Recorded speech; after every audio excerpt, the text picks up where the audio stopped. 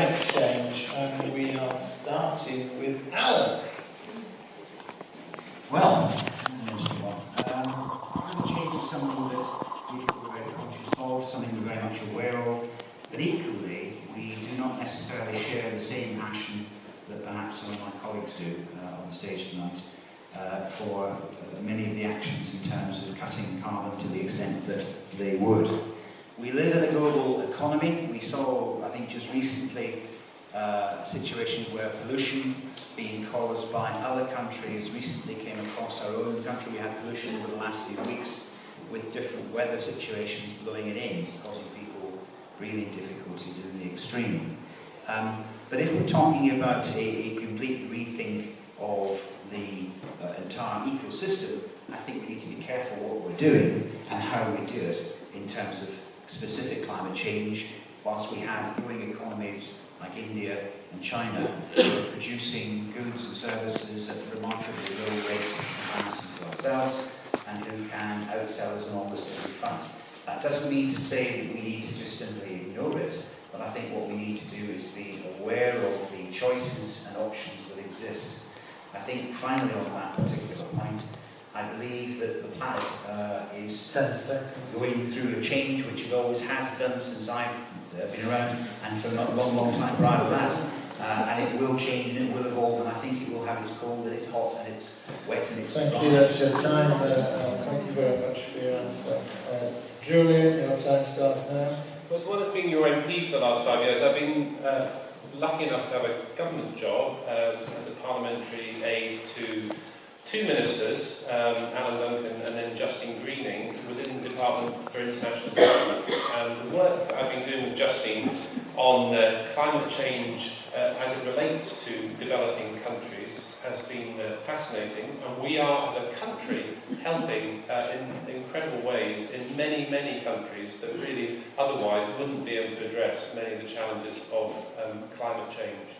The second thing is the work the Prime Minister did on the post-2015 Millennium Development Goals. And if you look at those goals, I'm sure many of you are aware, those goals have been shaped to address and to set some challenging targets on this issue. And if we look back at the previous goals, the goals we've been working to this year, we can see that actually setting these global objectives on issues like poverty, on issues like women's rights, and now on issues like climate change, we can get real change, and that's where I think fighting internationally, as well as the funding through departments like LibDem, internationally to our most developed, to the most developed and struggling economies in the world, is where we need to focus. Thank you very much. You pass the microphone to Jacqueline, please. Jacqueline, time starts now. Well, very much I mentioned earlier about our 5 green laws, others of those that we want to introduce to try and tackle the issues of climate change is a zero carbon Britain bill to top the targets on the global climate change targets. We want a zero waste Britain bill, encouraging people to be wasting less. We've already introduced a plastic bag tax. We want a green transport bill to encourage people to be using greener forms of transport. There are ideas about electric cars. We want to promote public transport, but we also want to encourage new developments to be making routes for cycling, walking, horse riding. So there are those ways to tackle it. But it's also thinking about, we've already got the effects of climate change. What can we be doing to be prepared for that deep snow, for the floods? So very much we're wanting a national resilience plan, and below that, for each local area, having a local resilience plan of people working together to think about how your community will work in an example of something extreme like snow.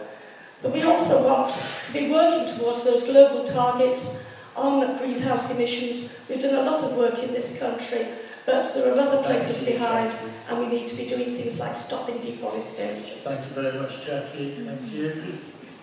And Malcolm. Well, Well, the Labour Party is committed to decarbonising our electricity provision by 2030, and that's a really important big commitment. And I think, as well as making sure that our new housing is at the very highest energy performing standards, and I know this through my work as an architect, the timing of the building regulations and so forth, we also need to concentrate a lot on the existing housing stock. And so Labour are committed to insulating 5 million homes over the next 10 years. 17 million homes actually have cavities, but only half of those actually have cavity insulation within them. So for actually quite a simple technical installation, you can actually have massive benefits in terms of carbon emissions. And I think that this programme actually will have all sorts of other benefits in terms of reducing fuel poverty, lots of jobs in the construction sector as well as bringing down those carbon emissions. So I think that's really important. I have to contrast that with the Green Deal that Conservatives put forward. In this constituency, there have been only 313 assessments for the Green Deal, and that's less than, we don't even know how many actual improvements have resulted. So the Green Deal's had a very minimal effect. Now, we also need to play our part as part of the EU and the UN on global negotiations. And that's why it is really important that we stay within the EU to do our bit, to play our part and be part of those crucial negotiations.